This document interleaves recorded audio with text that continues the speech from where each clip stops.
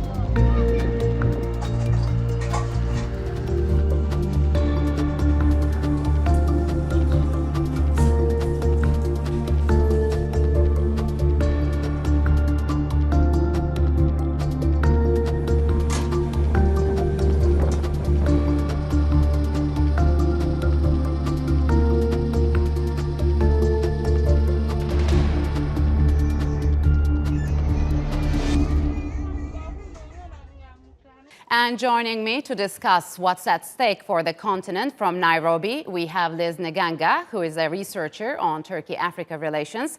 From Johannesburg, we have Shabir Madhi, who is a professor of vaccinology at the University of Witwatersrand. And from Ankara, Ugur Tanyeli, who is the head of External Relations and Partnerships Department at TIKA, a Turkish government agency that helps distribute developmental aid. Hello, welcome to Straight Talk. It's good to have you all on the show. So, Shabir, let me begin with you. Africa has seen a 40% rise in the number of cases in the last 10 days, unfortunately, sparking fears that the continent is in the early phases of the outbreak. Could you give us an overall view on the continent amid the crisis? What is being done to prevent the worst case scenario?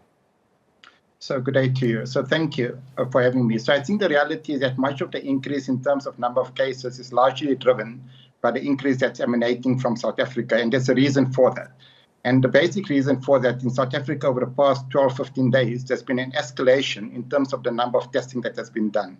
And this is one of the major challenges that Africa faces in terms of being able to quantify the exact magnitude of the number of cases throughout sub-Saharan Africa, for that matter, in that there's very limited capacity in terms of doing testing. And in absence of being able to do testing, you're really unable to quantify the magnitude of the disease. And a good example was from the 2009 swine flu, where the majority of deaths that actually occurred in Africa. Yet the minority of cases that were confirmed as being swine flu in 2009, 2010 were again from Africa. So there's a disconnect in terms of the amount of disease that occurs in Africa and our ability to actually be able to test, to actually qualify and quantify the magnitude of the problem. So testing is crucial here. So Liz, on the other hand, the World Food Programme has also warned of a hunger pandemic where countries in Africa could face starvation if the virus were to spread that rapidly. Which sectors are to be affected most and what would be the consequences? As you mentioned, there's going to be a huge impact of this crisis on the food systems globally, but in Africa as well. So what we know is that at the moment, farmers, for example, in Kenya, farmers are not able to get their supplies, their fertilizers, their seeds, because this is a planting season. Nothing is happening, nothing is getting to the farmers. So there will be a shortage in that sense. But we also have to keep in mind that there are other crises that are parallel to the COVID. For example, in Eastern Africa, we were facing the locust invasion, which we should be tackling in terms of food security. We are not able to progress as fast as we would. So these two sets of challenges are moving together. In terms of what sectors are going to be affected most, I'd say all, but mainly the staple crops, the maize, the beef, which most communities depend on, because this is the time they would be planting. So those will be disrupted significantly. However, I do know that there are very many numerous efforts going on now from national institutions, from development partners, to ensure that at least some level of activity is going on from an agricultural point of view. Is just so that there's a lot of thinking about post-COVID food security going on at the moment, which is encouraging. Yeah. The UN Economic Commission for Africa said at least $100 billion is needed urgently for African countries to address the immediate safety need nets for their populations. Turkey is also launching some operations in Africa, let's say. It has sent medical aid related to the coronavirus to over 57 countries, if I'm not mistaken. Ugur, tell us about TIKA's latest operations in the continent. What do you do to mitigate the effects of the coronavirus, and what is needed the most? Thank you for having me. As we all know, coronavirus is a global threat for all of us, for all countries, and it cannot be beaten by the single effort of the one country or the countries. So as of yesterday, all around the world, there are more than 3 million cases with more than 230,000 deaths. Yes. So this spread of the virus can only be tackled down globally. So considering these circumstances, just after the outbreak of the coronavirus, we have planned three phases of a plan of action. So the first was to protect our staff abroad and keep our offices working on the field. And so, Ugur, could you give us some details? Because we know that Turkey has already sent medical aid to Guinea, Somalia, Lesotho, South Africa, and Uganda. Shabir was just mentioning how important testing is. So do those countries need testing kits or protective gear? What do they need the most at the moment? As you mentioned, the protective kits, masks, disinfectants, and gloves, the protectable suits, are the most needed ones. We as TIKA, as some flights has been cancelled, we procured local procurement, and we help our partners on the field with the necessary equipments. All right. So, Shabir, let me get back to you. The World Health Organization has also said there could be 10 million coronavirus cases in Africa unless the necessary measures are taken. So several countries, including South Africa, Ghana, and Rwanda, have announced partial reopenings of their economies after weeks of lockdown. Do you think these countries are moving too fast? No, certainly not at all. And I think we really need to be careful. A lockdown does not eliminate the virus. And that is unfortunately something which many African countries fail to conceptualize.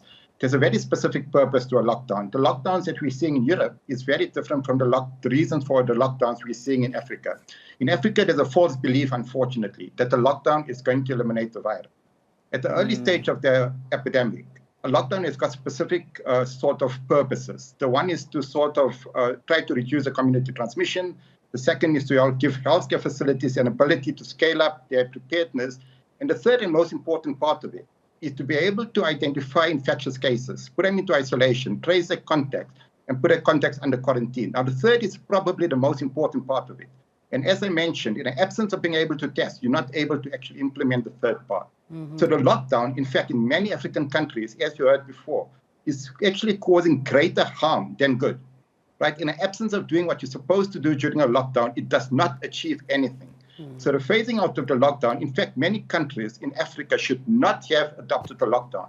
There's almost a contagion of lockdown, which has got a potential of creating worse, more negative effects than any good. Yeah. In terms of the indirect effect, as you've heard, the economy is being trashed, and there's also indirect health consequences that are emanating from the lockdown. Children are not being immunized, as an example.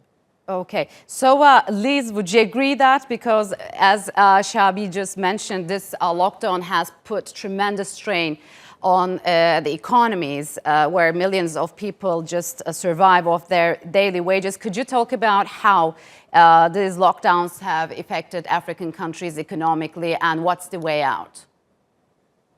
Yes, I think what the lockdown has done, it's revealed, not surprisingly, but it's made it very clear that there's a huge section of communities in Africa, a huge demographic that survives this way, that what they earn in a day is what they spend.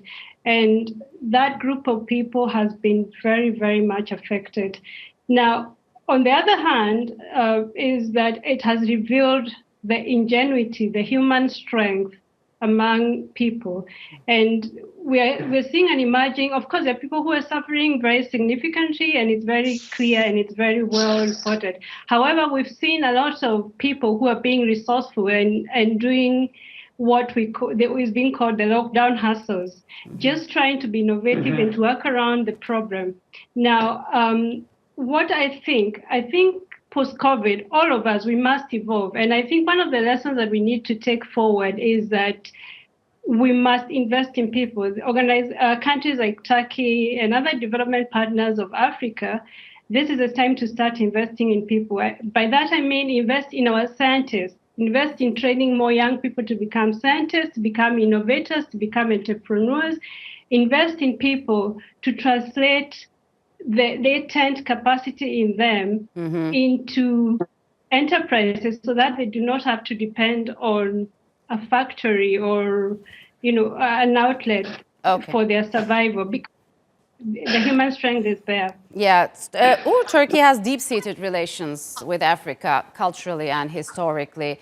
It already has 41 embassies across the continent, and Turkey has free trade and cooperation agreements with those countries on various sectors. So how well positioned Turkey is to step in and help African countries if these outbreaks do spike? Yeah, actually, Africa is a very important partner for Turkey. Because in the last decade, we have been witnessing the intensification of relations between Africa and Turkey. As you mentioned, the number of our embassies has been increased. The number of TIKA offices and the other government institutions, Turkish Airlines flights were very intensified in the countries. So I think despite of that virus, the Turkey's motivation for Africa will last, and it will not affect so much the Africa. For example, to help the African countries to fight against the coronavirus, we have realized more than 50 projects in 22 countries in the world, in the Africa.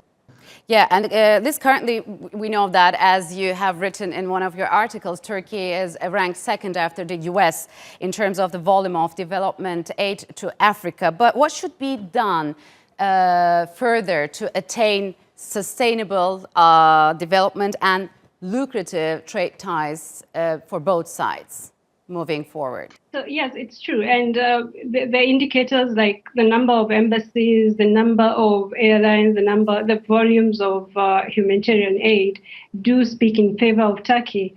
What now needs to happen, the next step, is how does this translate into real benefits for ordinary people? So, and like I said, one of the ways would be to contribute to that investment in the individuals, and that will have its own spin-off effects by contributing to the training of more scientists in Africa and in Turkey. I know there is a lot of educational scholarships going on, but also support Africans to be trained in their own continent on African problems. Shadi, let me get back to you. With no vaccine expected to be found yet for another year, how do you think especially sub-Saharan countries will handle the fallout of this virus? Yeah, look, so I think under the best of circumstances, the reality for many sub-Saharan African countries is they've got very fragile healthcare systems. Yes. And any sort of planning around this virus needs to accept that this virus is not going to go away at the end of 2020.